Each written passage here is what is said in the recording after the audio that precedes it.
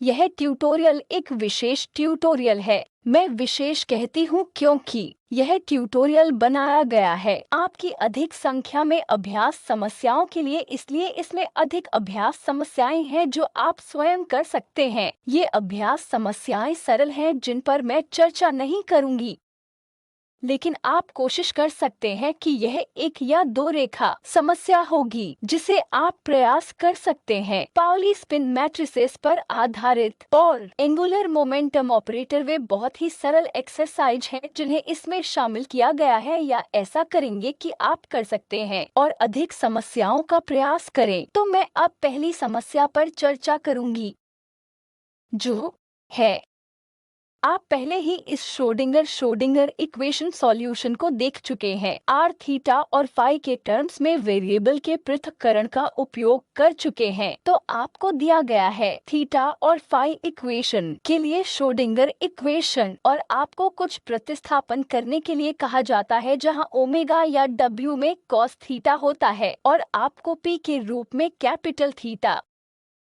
को सब्स्टिट्यूट करना होगा और इस इक्वेशन को हल करने का प्रयास करें। और इस इक्वेशन में आपको इसे हल करने के लिए प्रतिस्थापित या p को ओमेगा स्क्वायर माइनस b के रूप में लेकर ओमेगा के टर्म्स में p या थीटा के लिए जनरल सॉल्यूशन होगा। ओमेगा कॉस थीटा है, इसलिए हमें इस इक्वेशन का सॉल्यूशन खोजना होगा और ऐसा करने में आपको इसके संभावित मान ज्ञात करने होंगे। फ्रैक्शन a बटा b जो कुछ कांस्टेंट L हैं और M A, इसलिए हमें इनके टर्म्स में कैपिटल थीटा और फाई के रूप को लिखना होगा। समाधान जो हमें A बटा B के लिए मिलता है L और M A। तो चलिए शुरू करते हैं। आपको दिया गया है श्रोडिंगर इक्वेशन। पहली समस्या, श्रोडिंगर इक्वेशन के लिए कैपिटल थीटा और फाई कैपिटल थीटा द्वारा दिया गया है। यह आपको कैपिटल थीटा बटा साइन थीटा दिया जाता है। डेल्टा बटा डेल्टा साइन थीटा, यह L गुना L प्लस 1 द्वारा sine square theta ml square के बराबर है। ठीक है, और यह आप वास्तव में न्यूमरेटर पर कैपिटल थीटा लेकर फिर से लिख सकते हैं। ठीक है, जो हम बाद में करेंगे। तो यह कैपिटल थीटा के इक्वेशन के लिए है, तो हम कैपिटल फाई के लिए इक्वेशन लिखते हैं। कैपिटल थीटा के लिए इक्वेशन, कैपिटल फाई के लिए इक्वेशन और कुछ नहीं लेकिन फाई बटा 1 है। तो यह Schrodinger equation spherical polar coordinate है। आपको यह मिलता है फॉर्म d स्क्वायर फाई बटा डी फी स्क्वायर माइनस ml स्क्वायर के बराबर है। इसलिए भ्रमित न हो, यहाँ यह कैपिटल फाई है और यह एक छोटा फाई है। ठीक, अब जब आप इसे फिर से लिखते हैं प्रतिस्थापित करके, तो किए गए प्रतिस्थापन है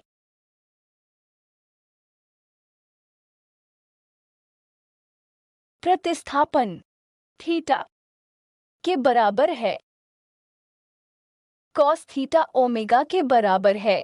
ठीक, तो साइन स्क्वायर थीटा क्या होगा? यह एक माइनस ओमेगा स्क्वायर या W स्क्वायर होगा। आप इसे W या ओमेगा कह सकते हैं। तो यह साइन स्क्वायर होगा थीटा 1 माइनस ओमेगा स्क्वायर है।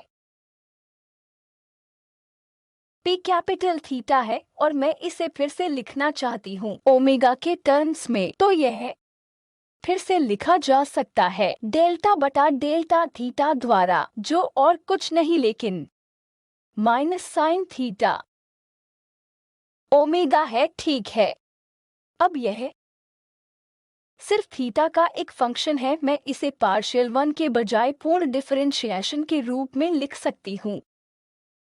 तो यह d बटा डी थीटा d जो d बटा माइनस साइन थीटा होगा, यह मुझे यहाँ से मिला है क्योंकि जो और कुछ नहीं d थीटा बटा डी ओमेगा बटा डी थीटा है, जो और कुछ नहीं बल्कि माइनस साइन थीटा है। इसका मतलब होगा कि डी स्क्वायर बटा डी थीटा स्क्वायर बराबर होगा sine square theta D square बटा डी ओमेगा स्क्वायर। सही। अब ये प्रतिस्थापन पहले और दूसरे इक्वेशन में बनेंगे। दूसरा इक्वेशन बहुत सरल है, हमें यहाँ कुछ भी और छूने का जरूरत नहीं है। इसे आसानी से हल किया जा सकता है, लेकिन हमें यह जानने की जरूरत है कि ml का वैल्यू क्या है। तो पहले इक्वेशन को हल करने पर आपको ml का वैल्यू मिलेगा। तो चलिए सब्स्टिट्यूट करते हैं, और ऐसा करते हुए हम सब्स्टिट्यूट करते हैं कैपिटल थीटा और इसे न्यूमरेटर में ले, और इस चरण में हम इसे ओमेगा के टर्म्स में फिर से लिखने की कोशिश कर रहे हैं। ठीक है, तो चलिए ऐसा करते हैं। तो यह साइन स्क्वायर थीटा बन जाएगा। ठीक है, डी बटा D omega sine square theta. D बटा डी ओमेगा को विभाजित करके यहाँ भी डी बटा डी ओमेगा प्लस एल से L plus 1 sine square theta, क्योंकि मैं पूरी तरह से कैपिटल थीटा से गुणा कर रही हूँ। मेरा यहाँ अतिरिक्त टर्म लूंगी, इसलिए मैं कैपिटल थीटा को पूरी तरह सामान्य रूप से लिखूंगी। सही। यहाँ जो कुछ और नहीं लेकिन p0 के बराबर है। ठीक है, अब हमारे पास यही इक्वेशन है। अब हम क्या करते हैं, हम साइन स्क्वायर थीटा पूरी तरह से डिवाइड करते हैं। ठीक है, और ओमेगा के लिए प्रतिस्थापन करें, जो हमने अभी तक नहीं किया है, क्योंकि हमें डिफरेंशिएशन के टर्म्स में शर्तों का पता लगाना है। तो डी बटा डी ओमेगा साइन स्क्वायर है 1 बटा ओमेगा स्क्वायर डी बटा डी ओमेगा। यह इस तरह का पूरा टर्म है, प्लस एल को एल प्लस 1 में मैं अपने साइन स्क्वायर थीटा को विभाजित कर रही हूँ। तो मेरे पास ml स्क्वायर बटा साइन स्क्वायर थीटा होगा, जो कि 1 माइनस ओमेगा स्क्वायर के अलावा और कुछ नहीं है। और यहाँ AP है। अब यह बहुत आसान है, यहाँ आप डिफरेंशिएशन करेंगे तो यहाँ आपके पास होगा। चलिए इसे करते हैं, और साथ ही हम P के लिए प्रतिस्थापन करते हैं।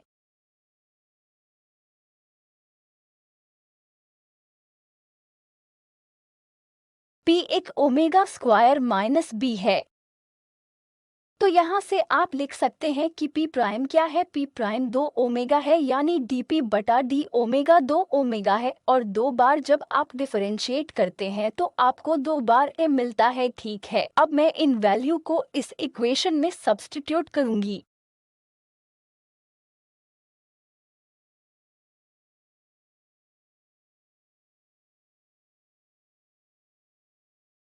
तो फिर से जब मैं डिफरेंशिएशन करती हूँ, मेरे पास 1 माइनस ओमेगा स्क्वायर टर्म होगा, डी स्क्वायर ओमेगा बटा D omega square D square P omega D square P बटा डी ओमेगा स्क्वायर, जो कुछ और नहीं बल्कि 2a है। तो मुझे यहाँ एक माइनस ओमेगा स्क्वायर टाइम्स लिखने दे, 2a। सही, माइनस। फिर से यहाँ वापस आओ, मेरे पास होगा, जब मैं डिफरेंशिएट करती हूँ यह ओमेगा के संबंध में, मुझे -2 ओमेगा मिलता है और 2 बार ए ओमेगा, तो यह बन जाता है 4 ए ओमेगा। सही, प्लस एल में L plus 1 minus ml square बटा 1 माइनस ओमेगा स्क्वायर। और यहाँ मुझे P के लिए सब्स्टिट्यूट करना है। P है ए ओमेगा स्क्वायर माइनस B, तो ए ओमेगा स्क्वायर माइनस B। मैं स्वयं इस इक्वेशन को पूरी तरह से B से डिवाइड करती हूँ। तो यहाँ मेरे पास है A बटा B ओमेगा -1।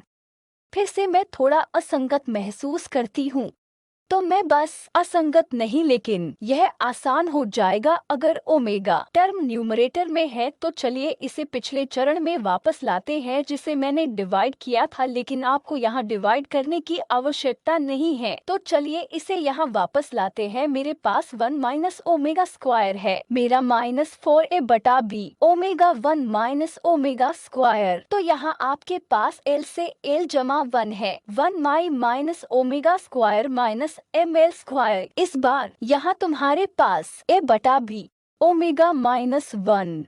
ठीक है, यह पूरी चीज 0 के बराबर है। हम अब ओमेगा के कोएफिशिएंट्स की तुलना करेंगे और ओमेगा के गुणांकों को अलग अलग लिखिए ताकि प्रत्येक कोएफिशिएंट व्यक्तिगत रूप से 0 हो जाएगा।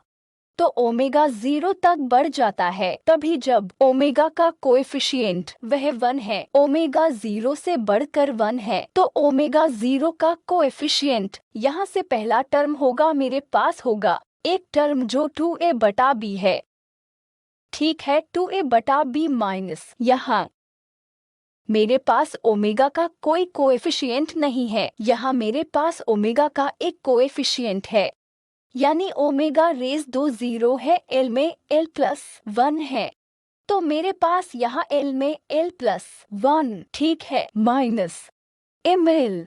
सही, पता करो ml। तो इस पूरी चीज को ओमेगा रेज 2 0 के कोएफिशिएंट -1 से गुणा किया जाता है। तो यह जब मैंने पूरी तरह से -1 गुणा करती हूँ मुझे मिलता है यह माइनस और माइनस प्लस बन जाता है और यहाँ -l into l+1 2 ml square. यह 0 तक जाता है तो यह मेरा इक्वेशन नंबर 1 है। ठीक, फिर ओमेगा का कोएफिशिएंट स्क्वायर ओमेगा स्क्वायर की पावर है, यहाँ मुझे मिलेगा 2 टाइम्स 2 ओमेगा स्क्वायर जो है -4a/b और यहाँ से भी मुझे -4 मिलता है। यहाँ यह ओमेगा स्क्वायर, क्षमा करें, यह यहाँ ओमेगा स्क्वायर है। ठीक है, तो यहाँ मेरे पास है ओमेगा स्क्वायर टर्म जो -4a/b होगा। तो यह 8 हो जाता है। सही, 8 ओमेगा स्क्वायर a/b, इसलिए ओमेगा स्क्वायर का कोएफिशिएंट मैं लिख रही हूँ, इसलिए यह -8a/b होगा। अगला होगा टर्म यहाँ से आ रहा है, इसलिए हम पहले ही -1 से गुणा कर चुके हैं पहले टर्म के लिए, इसलिए यहाँ से मेरे पास -l में l+1 तो -l, तो यह l से l+1 हो जाता है। सही है, और फिर मेरे पास है, यहाँ भी मेरे पास ओमेगा स्क्वायर है, क्षमा करें, तो यहाँ मेरे पास अभी है फिर से इसका पहला टर्म। जब मैंने क्रॉस टर्म पर टिक किया तो मेरे पास है l इंटू +1 तो प्लस l इंटू +1 a/b और यहाँ मेरे पास एक और टर्म होगा जो माइनस a/b ml स्क्वायर 0 के बराबर। ठीक है, तो यह हमारा इक्वेशन संख्या 2 है। अब हमें इक्वेशन ज्ञात करते हैं ओमेगा स्क्वायर टर्म के ओमेगा रेज टू 4 टर्म। तो ओमेगा रेज टू 4 टर्म आइए जाने, तो यह एक योगदान होगा, यह 2a/b है। ओमेगा रेज टू 4, यहाँ मेरे पास माइनस है और यहाँ मेरे पास होगा ओमेगा माइनस और माइनस प्लस, तो 4a/b तो 6 हो जाता है a/b। ठीक, omega square omega raise to 4 एक योगदान मुझे यहाँ से मिला, एक और मैं यहाँ से प्राप्त करूंगी जो है माइनस l से l+1 a/b 0 के बराबर। तो यह तीसरा इक्वेशन है, लेकिन इसका क्या मतलब है? इसका मतलब होगा वह l इंटू l+1 6 है। ठीक, तो यहाँ मेरे पास है तीसरे इक्वेशन से l के लिए सॉल्यूशन अब मैं प्रतिस्थापन करूंगी। इन इक्वेशन में मैं पहले और दूसरे का उपयोग करूंगी ml का वैल्यू प्राप्त करने के लिए और अनुपात a/b। इसलिए यहाँ हमारे पास एक इक्वेशन है। चलो हम इसे करते हैं।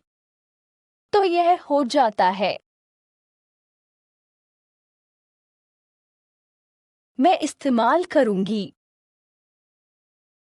यह प्रतिस्थापन यहाँ है तो यह 6 प्लस हो जाता है 6a/b। तो यह होगा -8 a/b प्लस यह 6 है और यह है 6a/b। इसलिए 6 + 6 a/b। सही। और फिर मेरे पास है -a/b। ml² 0 के बराबर है तो -2a/b। इसलिए मैं यहाँ प्रतिस्थापन भी कर सकती हूँ l से l+1 जो 2a/b -ml²। इसे देखने का यह एक तरीका है। तो मेरे पास यहाँ होगा। इसे इस प्रकार फिर से लिखा जा सकता है माइनस यह यहाँ मैं इसे 6a/b लिख सकती हूँ। तो यह है। यहाँ आप देख सकते हैं l × l+1। इस टर्म में मैं इसे a/b -ml² के रूप में लिख सकती हूँ।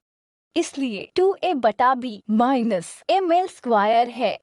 तो मेरे पास होगा। मैं यहाँ ml² लिखूंगी और तो यह मुझे देगा ml² और मेरे पास होगा ml² टाइम्स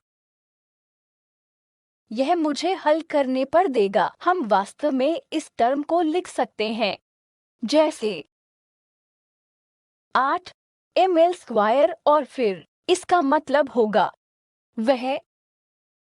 इसे देखो यह 0 है और मेरे पास अगर a/b है 1 तभी यह संभव है। ठीक है।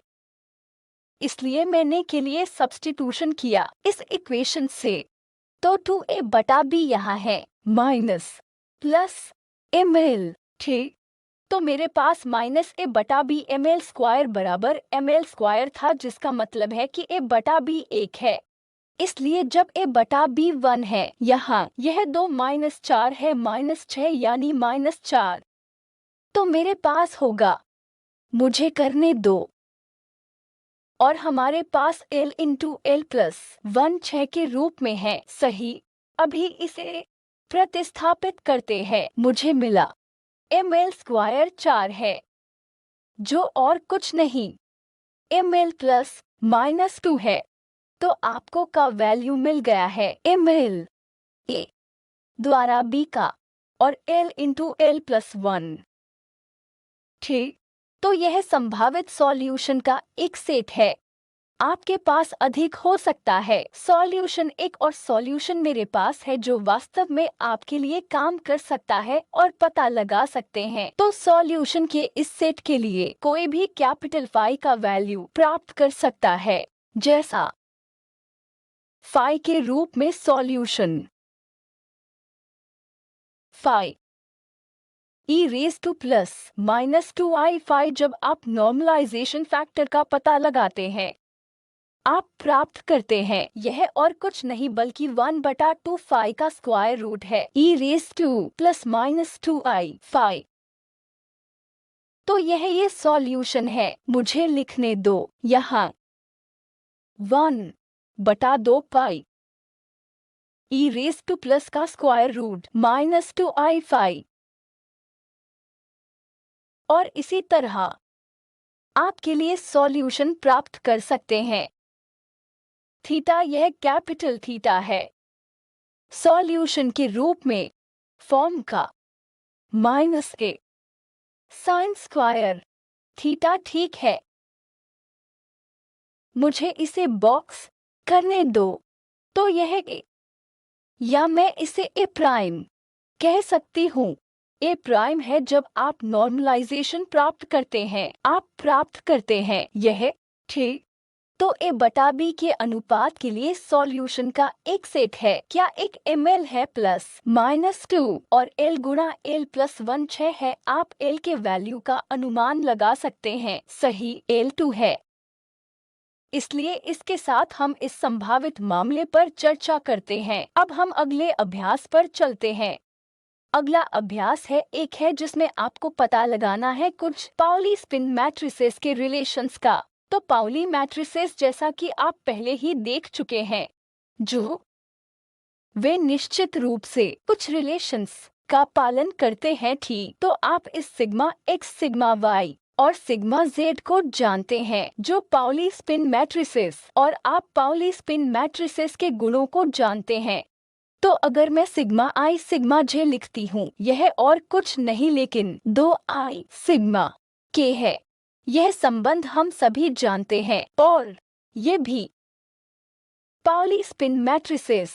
यह ऑपरेटर को आप SI के टर्म्स में लिख सकते हैं, SI भी। ठीक, यह आप सभी जानते हैं। इसलिए का उपयोग करना, इन गुणों का उपयोग करना, और आप जानते हो कि इन गुणों का उपयोग गणना करने के लिए किया जा सकता है। आपको दी गई समस्याएं हैं 2A, 2B और 2C। तो इन अभ्यासों को आप स्वयं आजमा सकते हैं। यह एक या कदम समस्या है। और पहले के लिए, अगर यहाँ सिग्मा है, सिग्मा डॉट है, आप जानते हैं कि हम इसे इस प्रकार लिख सकते हैं, और सिग्मा डॉट बी, तो आप इसे सिग्मा एक्स, सिग्मा y ए वाई प्लस सिग्मा z ए जेड और प्रोडक्ट के टर्म्स में विस्तारित कर सकते हैं, और आपको एक मिलेगा। डॉट स्केलर प्रोडक्ट के साथ साथ वेक्टर प्रोडक्ट भी है, ताकि आप इसे प्राप्त कर सकें कुछ प्रतिस्थापन करके। वे अभ्यास हैं आपके लिए अभ्यास करने के लिए। तो समस्या 2 ABC और समस्या 3, ये सभी अभ्यास समस्याएं हैं, इसलिए प्रयास करें। समस्या 2 और 3। ठीक, ABC जैसा अभ्यास। ठीक, यदि कोई कठिनाई होती है तो हम हमेशा चर्चा कर सकते हैं। और तीसरी समस्या यह है कि operator LZ minus H cross गुणा LZ गुणा LZ प्लस H क्रॉस की प्रकृति है। इसलिए आपको LZ की आइगन स्टेट को इस रूप में मानना होगा। स्टेट जिसे आप जानते आप लिख सकते हैं। अब समझें कि इसे प्लस माइनस और 0 स्टेट के टर्म्स में कैसे लिखना है। हमने पिछले ट्यूटोरियल में चर्चा की थी, इसलिए इस जानकारी का उपयोग करके आपको इस ऑपरेटर की प्रकृति का पता लगाना होगा, जो हमें फिर से कुछ कदम या कदम समस्या में यह ज्यादा प्रयास नहीं करता है। तो ये अभ्यास आपको इन पाउली स्पिन मैट्रिसेस पर देखने का एक तरीका देगा, और यहाँ ऑपरेटर नोटेशन अब बहुत अधिक आरामदायक है, मुझे आशा है, और इससे परिचित हैं। तो यह है एक ट्यूटोरियल का भाग है जिस पर मैं आज चर्चा करना चाहती थी, और मुझे आशा है कि आप सभी इन समस्याओं का स्वयं अभ्यास करें, क्योंकि ये ट्यूटोरियल आप सभी के लिए बहुत फायदेमंद होंगे साप्ताहिक सत्रीय कार्यों को हल करने में। तो आशा है कि आप पर्याप्त टाइम प्राप्त कर रहे हैं और आप इन अभ्यासों को हल कर रहे हैं।